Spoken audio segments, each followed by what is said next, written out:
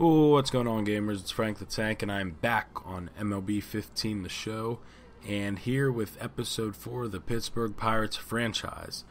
As I start off, you're going to have to forgive me. My voice is a little wacky. I'm just getting over a little touch of the flu. But we're still going to bring you Episode 4 of the Pirates franchise. If you haven't seen Episode 3, that link will be down in the description. Stay tuned to the channel either Sunday the 26th, which, you'll probably see this then. So probably late Sunday or early Monday, I'm going to drop the first episode of our Road to the Show characters. So that'll be coming your way soon. I'm thinking Road to the Show, there's probably going to be all live commentaries, nothing, recording audio over the gameplay like this one. So that should be a little smoother, but for the Pirates franchise, like I mentioned, we are going to sim 5 games after every gameplay, and we take 2 or 3 in the first series from Cincinnati. We go to Milwaukee, we take 2 or 3 from them. So here for our home opener against the Detroit Tigers, we come in with a 4-2 record. Detroit is also sporting a 4-2 record, and even though it's early in the season, this is a big test for us, and we really want to get to Detroit's starting pitchers because they don't have that good of a bullpen. We have a pretty deep bullpen, Detroit not as much. But they have a very powerful offense, as you can see. Miguel Cabrera, Yoenis Cespedes, Ian Kinsler, J.D. Martinez. Guys we really want to keep at bay, not give them too many opportunities to put runs on the board. And it all starts with this guy, the lefty veteran Francisco Liriano. Got roughed up, only went 4 innings his first start. I believe he left with an oblique strain. But he got tagged a little bit before that. He has a 6.75 ERA. So as long as we can keep the pitches down, hit our spots, we should be okay. And we run into some trouble with a 1-2 count with Rajai Davis. That ball catches a little too much of the plate with a 1-2 count. I wanted that lower and a little more outside. But Polanco can't make the catch, but he scoops it up, holds Davis to a double, and not what we wanted from the leadoff hitter from Detroit. So Miguel Cabrera is going to come up after we get a quick out. Runner on second. Prime spot for Cabrera to do what he does best. But we get him into a 3-2 count. We're trying to put that changeup low and outside. We leave it right down the heart of the plate. Cabrera just watches it. Terrible mistake by us.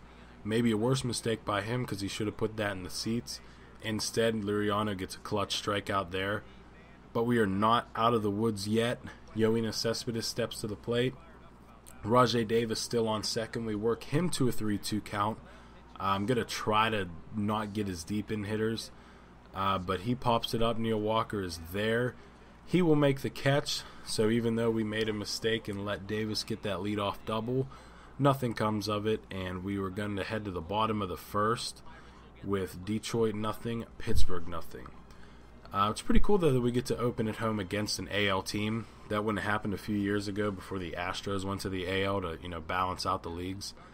But it's nice to have interleague play throughout the year, especially in your division when you play teams, 15, 18 times.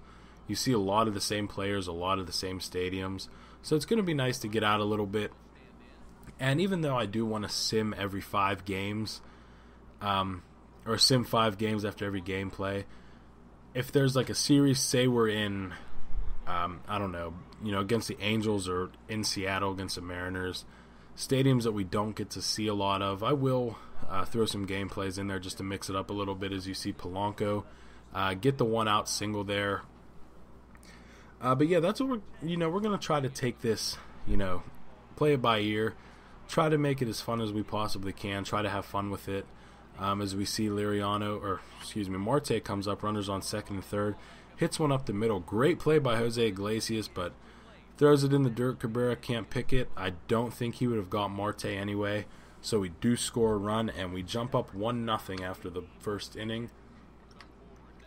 So top of the second, J.D. Martinez steps to the plate for Detroit, trying to put that changeup on the outside of the plate, and not a bad pitch. A little higher than we wanted it, but great piece of hitting by Martinez. He hits it off the right field foul pole, ties the game up 1-1. Clint Hurdle's not happy. Either am I, either is Liriano, but, still early in the game. We have to bounce back from that. With two teams like this with great offenses, it's going to take a hell of a lot more than one run to decide a ball game. Brad Osmus pumped, as he should be. But we are going to try to bounce back after the Martinez solo home run. But we have rookie catcher James McCann with Nick Castellanos on first, trying to go outside, catch way too much of the plate. We threw a fastball right down the middle of the plate. Stupid pitch, stupid spot. He crushes it. Now it's a 3-1 game. We have to limit these mistakes against teams like the Tigers. Actually, against any team, but the Tigers especially, because they have so much firepower. And there's even guys, like James McCann, who you really don't expect. You expect Cabrera to do that. You expect Cespedes to do that. But we made a mistake, and we pay for it. As you see the replay here, 377. Not necessarily tattooed, but, you hit that ball down the left field line, it's going to be out of every park. Good enough for 5 rows deep and a 3-1 lead. So still in the top of the second, 2 outs, 0-1 count. Jose Iglesias at the plate. He hits a weak ground ball to the shortstop. Mercer throws it to first, and we limit the damage 3-1. The way our offense is, performing, it shouldn't be too much of a hole to climb out of. But 5 hits through 2 innings. Gonna have to limit the damage a little bit, especially if we want Liriano to eat some innings and save the bullpen. And, jump to the bottom of the second, Francisco Cervelli at the plate. 301 average, 2 homers so far through 6 games. Expecting big things for him. Trying to fill Russell Martin's shoes, big shoes to fill. But with an 0-1 count, Sanchez leaves one up and outside. Great piece of hitting by Cervelli to go with the pitch. He hits it down the line, almost identical to Rajay Davis's double to open the game. But he slides into second with a no-run leadoff double. And then we have Jordy Mercer coming to the plate, trying to get Cervelli in, trying to cut this lead as much as we can. Pirate Parrots ready to go. So Jordy Mercer gets a decent pitch. We guess it actually. Hits it back into the gap. Great piece of hitting by Mercer. And if Cespedes picks up that ball the first time, we probably don't try to score with Cervelli. But he runs right through. We get an RBI single with Jordy Mercer. And we take a little bite out of that lead. So McCutchen, 2 outs, bottom of the second, 0-2 pitch, runners on first and third. Sanchez the pitch. McCutchen crushes it opposite field. That ball is back, and he catches it. Trying to build a little drama there, didn't really work out. McCutchen does hit a home run in this game. Doesn't come there. Maybe I thought it did. Actually, I thought it did, and that's why the call was a little dramatic, but we are going to pretend that didn't happen, and we are going to go to the top of the third. So 2 quick outs, 2-2 pitch to Ian Kinsler, and he's going to ground it. Nice play by Josh Harrison, picking up the ball, spin throw to first, onto Alvarez for out number 3. After the 2 tough innings for Liriano, we get a 1-2-3 inning, and we go to the bottom of the third with a 3-2 Detroit lead. Going to jump here to the top of the fourth. Nothing really happened. Bottom of the third. Again, 2 quick outs, 2-2 pitch, trying to get some vengeance on James McCann, and we do. Strike 3. Liriano takes him down. Another 1-2-3 inning, and we will go to the bottom of the fourth, still down 3-2. Bats need to get going a little bit. If we give up 3 runs, we should win the game with the way our offense is hitting. We are out hitting them, so. We have 2 outs. Polanco at the dish. Sanchez gets the sign, the pitch. Polanco hits it back up the middle for a base hit. And Davis has an okay arm in center, but we're going to test him. And that ball will be cut off, and we will score.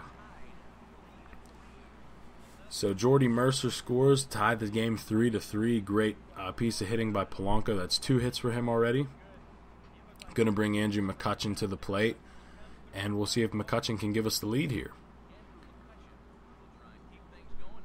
See McCutchen. Somebody, I think it was the OSFM rosters, edited his dreadlocks out, which is pretty cool.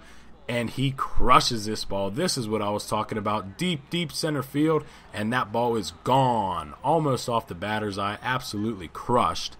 And Andrew McCutchen gives the Pirates the 5-3 lead. Exactly what we need out of Andrew McCutchen if the Pirates are going to live up to their expectations this year.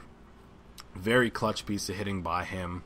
Clint Hurdle's pumped. I'm pumped. Polanco's pumped. McCutchen's pumped. Everybody's pumped. All the fans on their feet. Opening day is starting to go our way a little bit more. As you can see again, McCutchen tattoos this ball. Don't know what Sanchez was thinking. Left this right over the plate. Looked like a two-seam fastball. McCutchen admiring his handiwork a little bit. And yeah, that ball is almost off the batter's eye in center field. Absolutely crushed. So let's see if Neil Walker can go back-to-back and try to make this a 6-3 game. And he can't. Easy ground ball to Ian Kinsler. He'll fire on to first. And the Pirates have their lead. Gave Liriano some runs to deal with. And let's see if we could shut this one down.